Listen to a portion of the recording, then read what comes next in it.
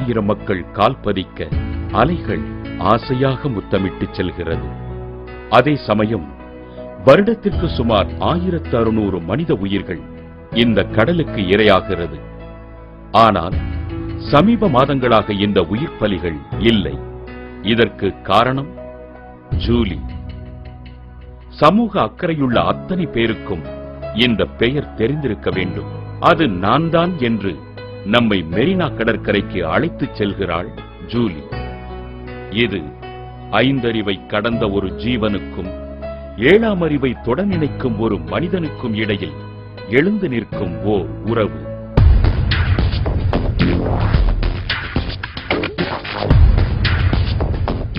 இவர்தான் சேகர். தமிழ்நாடு காவல்துறையில் இன்று ஆய்வாளராக சென்னையில் தன் பணிகளை சிறப்பாக தொடர்ந்து வருகிறார். இவளை நமக்கு அறிமுகம் செய்த பெருமை இவரையே சேரும்.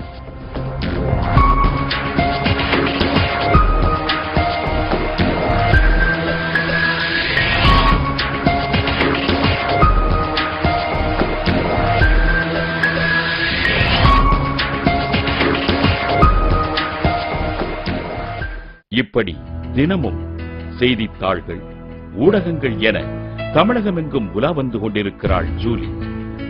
ஆய்வாளர் சேகர் பணிக்கு கிளம்ப ஜூலியும் உற்சாகமாக அவருடன் தன் பணியை தொடர ஆர்வமாக கிளம்புகிறாள்.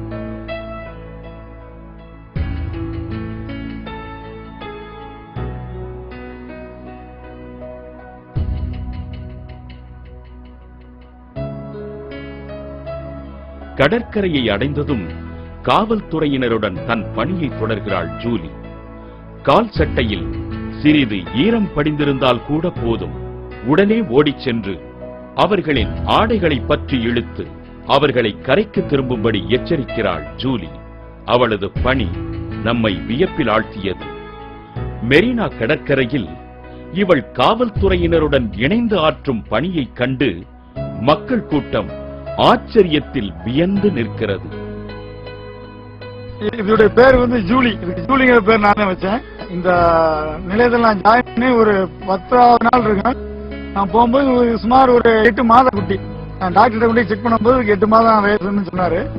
8 மாச குட்டியில என்கிட்ட சேர்ந்துச்சேன். கடலில் குளிக்கும் யாராக இருந்தாலும் சரி, உடனே அவர்களிடம் ஓடிச் சென்று அவர்களை கரைக்கு திரும்பும்படி எச்சரிக்கிறார்.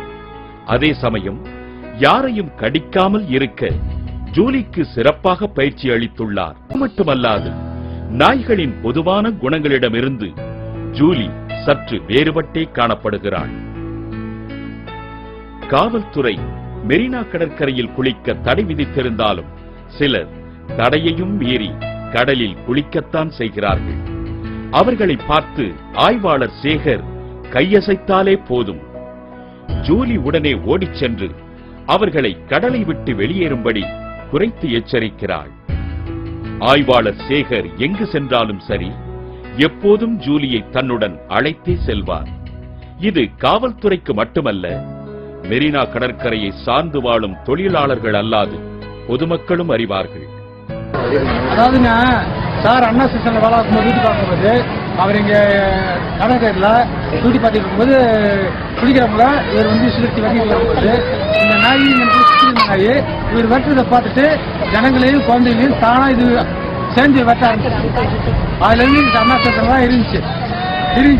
இப்ப ஊடால சார் டிரான்ஸ்ஃபர் போயிட்டே இருப்பாரு. அதனால இல்ல, இப்ப சார் இந்த பிரதம் இந்த நாய் வந்திருக்கு. இந்த நாயினால இந்த பீச்ல ஏகப்பட்ட ஒரு நன்மைங்க. குழந்தைகளை யாரும் விளையாடக்கூடாதுங்க. கபுறது மாதிரி போவானா கடிக்காது. அது மட்டுமா, முன்னாள் முதல்வர் ஒரு பொதுக்கூட்டத்தில் ஜூலியை பற்றி பேசியது மிக ஆச்சரியத்தை அளித்தது. ஆய்வாளர் சேகரை விட்டு ஜூலி ஒரு நாள் கூட பிரிந்ததில்லை. இப்படி இருக்க ஆய்வாளர் சேகர் பணியிடை மாற்றம் காரணமாக ஒரு நாள் ஜூலியை விட்டு பிரியும் நிலை நேர்ந்தது.